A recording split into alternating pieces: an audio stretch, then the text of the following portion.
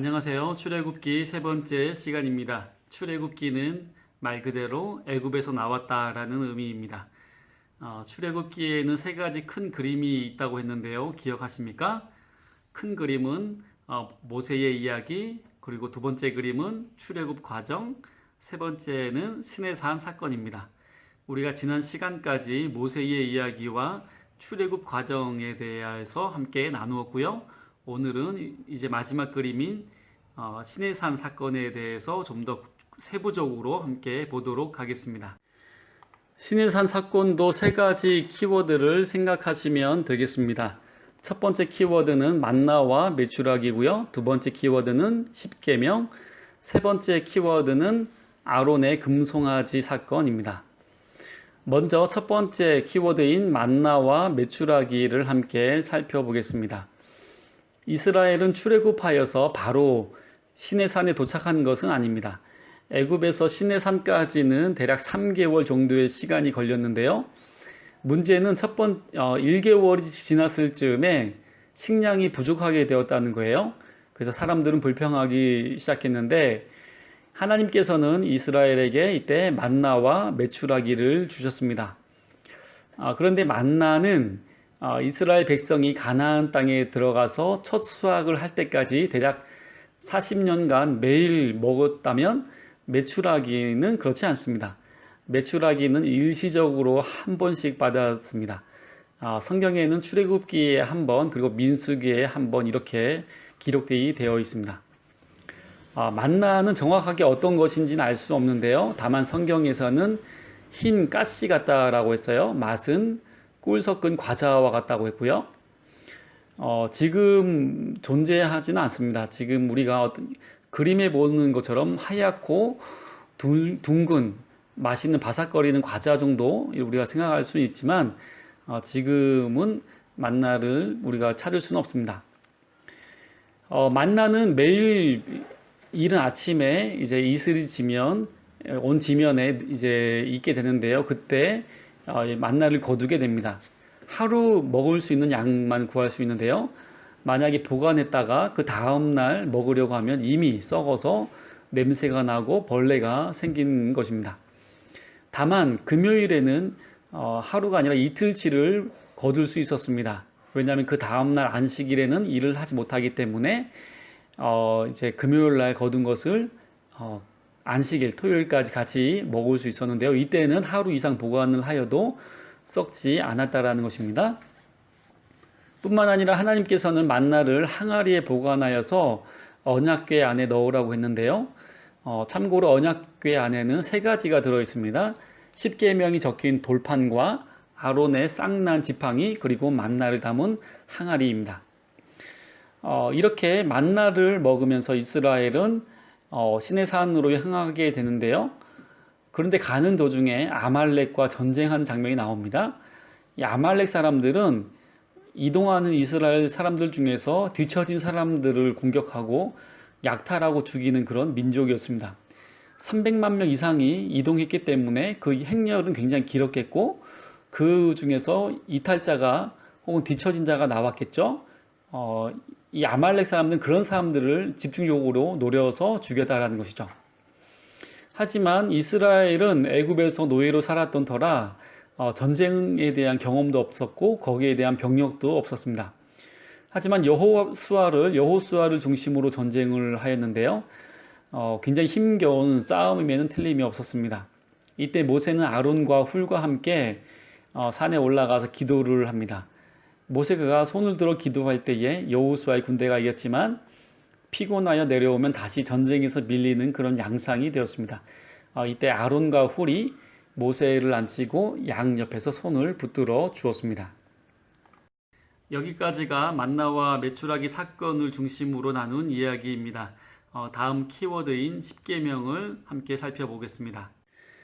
이스라엘 민족은 출애굽하여 3개월이 되던 때에 시내산에 도착하게 됩니다. 그리고 대략 2년 정도 시내산에 머물며 살게 되는데요. 시내산에 도착한 후 하나님께서는 모세를 산 정상에 부르셨습니다. 그리고 모세에게 십계명이 적힌 돌판을 주셨습니다. 하나님께서 주신 율법은 아주 많지만 그것을 요약한 것이 십계명이라고 할 수가 있습니다. 그리고 십계명을 또 더 요약을 하면 하나님에 대한 사랑과 이웃에 대한 사랑으로 요약할 수가 있습니다. 십계명은 그리스도인이라면 누구나 외워야 합니다. 과거에는 세례를 받을 때에 십계명과 주기도문, 사도신경을 반드시 외워야만 세례를 받을 수가 있었습니다. 어떤 분들은 나이가 들어서 안 헤어진다라고 하시는데 그렇지 않습니다. 내가 정말 좋아하고 간절하면 외울 수가 있습니다. 다음에 외우려고 하지 말고요. 지금 바로 외우려고 시도하시기 바랍니다. 첫 번째 계명은 너는 나 외에는 다른 신들을 내게 있게 말지니라. 두 번째는 너를 위하여 우상을 만들지 말라고요. 세 번째는 너희 하나님 여호와의 이름을 망령되이 일컫지 말라. 네 번째는 안식일을 기억하여 거룩하게 지키라. 다섯 번째는 내 부모를 공경하라. 여섯 번째는 살인하지 말지니라. 일곱 번째는 간음하지 말지니라. 여덟 번째는 도적질하지 말지니라. 아홉 번째는 내 이웃에 대하여 거짓 증거하지 말지니라. 그리고 마지막 열 번째는 내 이웃의 집을 탐내지 말지니라.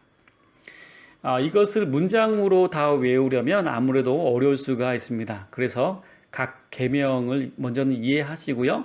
그 각 계명에 대해서 키워드를 외우시면 도움이 되리라고 생각합니다. 1계명에서 키워드는요. 다른 신이죠. 다른 신. 다른 신을 내게 있게 말지니라.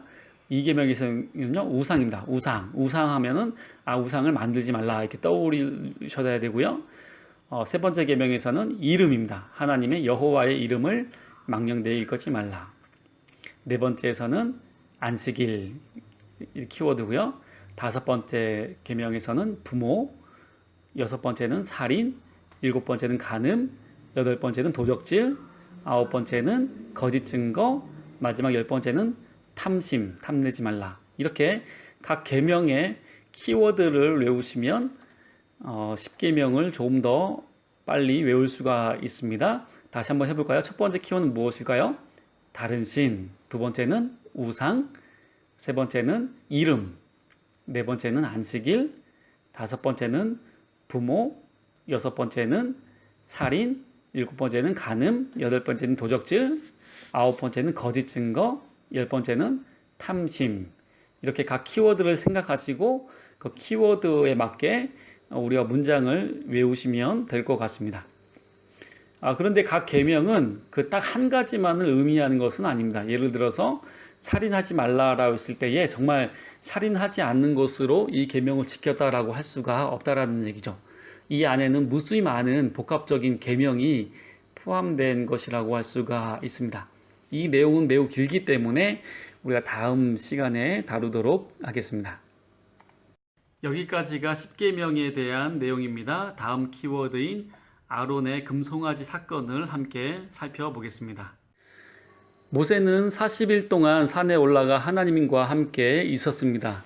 하지만 사람들은 모세가 보이지 않자 아론에게 우리를 위하여 신을 만들라고 하였습니다.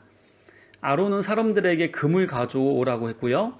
아론은 그 금을 녹여서 송아지 형상을 만들게 됩니다. 그리고 이것이 바로 우리의 신이다라고 이야기를 하는데 사람들이 이것을 듣고 기뻐하며 노래하며 춤추는 그러한 모습이 있었습니다. 하나님께서는 이 모습을 보셨고 모세를 급히 내려가라고 하는데요. 모세도 내려와서 백성들이 금송아지 앞에서 노래하고 춤추는 모습을 보자 가지고 왔던 그 돌판, 십계명이 적힌 그 돌판을 절벽 아래로 던져서 깨뜨려 버리는 그런 사건이 있게 됩니다. 그리고 그 금송아지를 불살라서 가루로 만들어서 사람들에게 마시도록 하였습니다. 모세는 아론에게 왜 금송아지를 만들었는지를 물어보았는데요. 아론은 모세가 당신이 보이지 않자 사람들이 신을 만들라고 나에게 강요하였고 사람들이 가지고 온 금을 불에 넣었더니 송아지 형상이 나왔다. 이렇게 거짓말을 합니다. 이 말을 듣고 이제는 모세가 사람들에게 누구든지 여호와 편에 서 있는 사람은 나오라라고 하는데요. 그때 레위 지파 사람들이 모세에게 나왔습니다. 모세는 그들에게 허리에 칼을 차고 이곳에서 저곳으로 왕래하면서 만나는 사람은 누구든지 그게 형제든지 친구든지 가족이든지 누구든지 다 죽이라고 명령을 합니다. 그래서 레위 사람들은 왕래하면서 만나는 모든 사람들을 죽이게 되는데 이날 죽은 사람이 3천 명이었습니다. 이 사건이 있은 후에 하나님께서는 모세를 다시 부르셨고 모세가 가지고 온 돌판에 십계명을 다시 적어 주셨습니다. 그리고 시내산에서 대략 2년간 머물게 되는데 머무는 동안에 하나님께서 거하실 성막을 만들었고 성막 안에 사용되는 여러 가지 기구들 그리고 하나님을 섬길 제사장을 위한 의복 이러한 것들을 이제 시내산에서 만들게 되었고요. 이 모든 것이 만들어진 이후에 이제는 그 성막과 함께 성막을 중심으로 다시 이제 떠나게 되는 그런 여정이 있게 됩니다. 여기까지가 시내산에서 있었던 사건입니다. 오늘로 이제 출애굽기 작은 그림은 마치도록 하겠습니다. 영상이 도움이 되신다면 눈으로만 보지 마시고요. 노트를 준비하셨다가 외워야 할 것을 이렇게 스스로 정리하시면서 성경 공부하는 마음으로 보신다면 더욱 도움이 되리라 생각합니다. 다음 시간에는 레위기를 함께 나누도록 하겠습니다. 감사합니다.